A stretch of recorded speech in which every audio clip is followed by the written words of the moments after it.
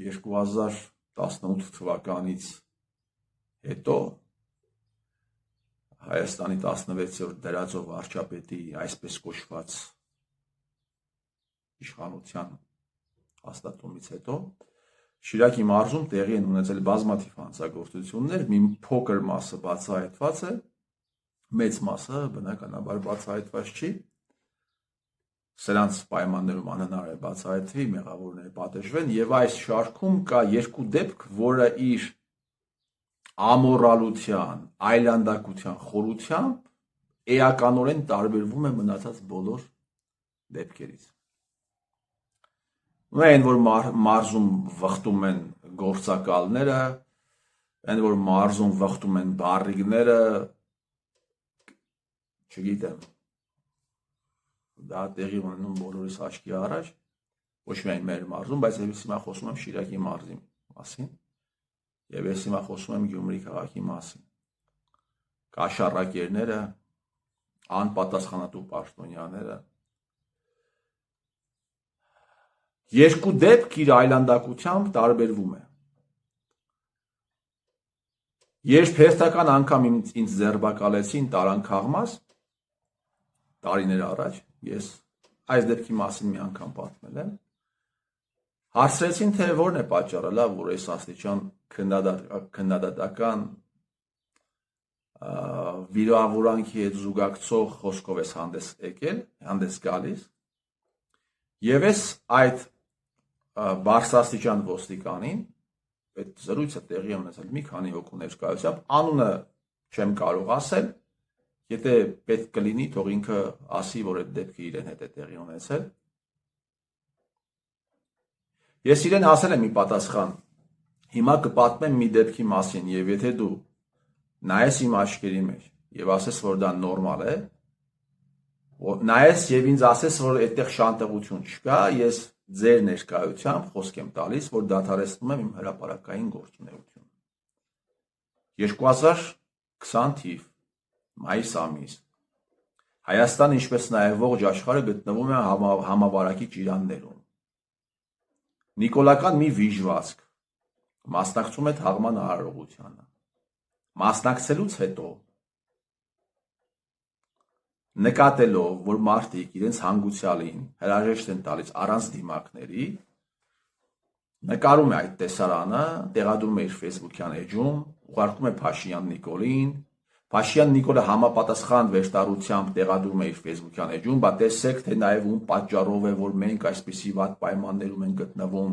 ցուցանիշների առումով COVID պայքարի շրջանակներում, տակը սկսվում է անասնական կոմենտները, այդ ամենը ներկայացնում են ոստիկանին եւ ասում եմ, եթե սա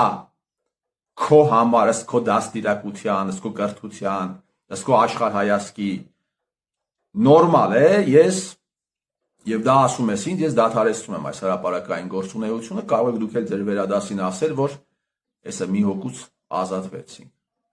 Եվ այդ ոստիկանը ինձ ասում է, դե եթե բանը հասել է սրան, ինչ անենք մենք, գնացեք սրանց խփեք։ Այդ խոսակցությունը տեղի է ունեցել մի քանի տարի առաջ։ Այս այլանդակությունների շարքում երկրորդը,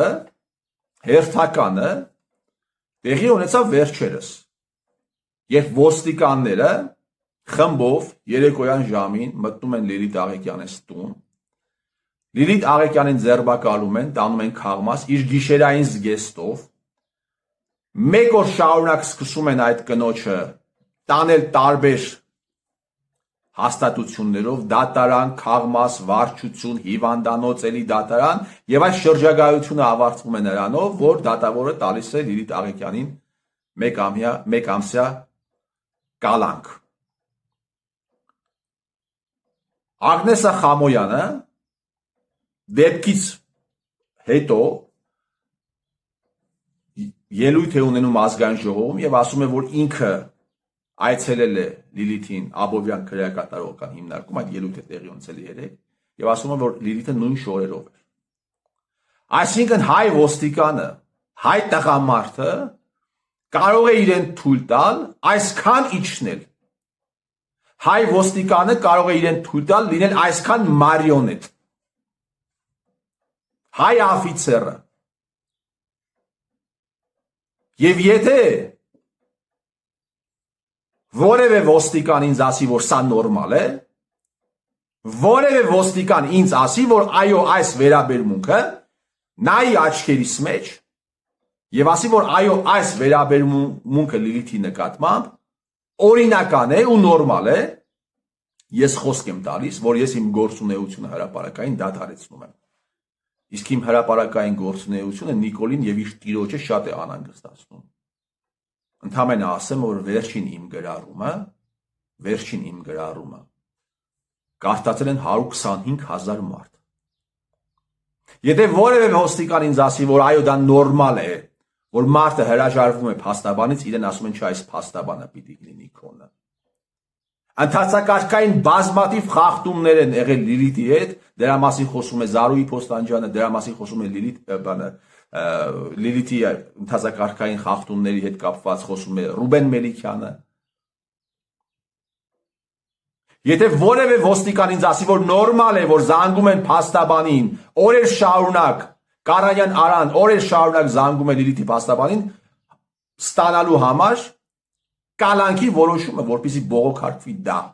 եւ փաստաբանը, հանրային պաշտպանը չի պատասխանում զանգին, որևէ մեկի հետ, թե հանրային գործչի, թե փաստաբանի, իրավապաշտպանի, որևէ զանգի չի պատասխանում, եթե որևէ ոստիկան ասի, որ սա նորմալ է, ես իմ գործունեությունը կդադարեցնեմ։ Առաջին դեպքում, երբ ինչ-որ մեկը նկար էր հրապարակում Շիրակ գերեզմանոցից, այդ անձնավորությունը հետագայում սկսեց լավ հարաբերությունների մեջ գտնվել մարզի իրավապահ համակարգի աշխատողների հետ, այսպես կոչված լավ տղաների հետ, երկրորդ դեպքը իրականացնողները եւս ես վստահ եմ, որ իրենց տեղը Նիկոլի իշխանության պայմաններում կգտնեն ինչ-որ կերպ, բայց այս ամենը անպայման ավարտվելու է, հարգելի բարեկամներ։ Ամեն մարդ իր արածի համար, ամեն մարդ իր ասացի համար ուշտ է շուտ պատասխան է տալու։ Այն դատավորը, ով տվել է Լիլիթին կալանավորելու սանկցիա, ուշտ է շուտ պիտի պատասխան տա։ Այս անարդար վճռի համար ուշտ է շուտ պատասխան է տալու հանրությանը։ Ուշտ է շուտ պատասխան է տալու ժողովրդին։ Մարդկանց դատում են, որովհետև ինչ-որ մի դատավորի, ինչ-որ մի անարդար որոշման համար մեղադրել են, բայց այն անձինք, ովքեր դատավորներին ամենավերջին արտահայտություններն էին անում, այն մարդիկ, ովքեր մնացական Մարտիրոսյանի պես դատավորներին հրապարակայնորեն մենակ մեր չէին հայում, գտնվում են ազատության մեջ։ Այն մարդիկ, ովքեր դատարանների շենքերն էին շրջափակում, դատարանների աշխատողների շելիքներից բեռնում շպրտում էին, ցած գտնվում են ազատության մեջ։ Այս երկակի ստանդարտների համար իրավապահ համակարգի ներկայացուցիչներ, այս ամենի վրա աշկ փակելու համար, Եդիգարյան Արամներ, Չիչոյաններ, դուք այս ամենը տեսել եք, մի դեպքում քրեական գործ եք հարուցել, մյուս դեպքում աշկ եք փակել, այս ամենի համար դուք բոլորդ պատասխան եք տալու։ Շիրակի մարզը վախտում է բարիգների ազդեցության տակ։ Այս ամենը դուք տեսնում եք եւ ձեր մատը մատին չեք խփում։ Այս ամենի համար դուք պիտի պատասխան տաք։ Սրա համար է, որ ես ասում եմ պիտի փրկել հային հայից, հարգելի բարեկամներ։ Ես կասկածում եմ, որ 30 տարի որևէ թշնամական պետության ջոչին իզորու կլիներ այս աստիճան մոլորեցնել, ստորացնել, նվաստացնել միլիոնավոր մարդկանց, ինչպես որ արեցին հայ ջոչերը։ Ամոթ ձեզ։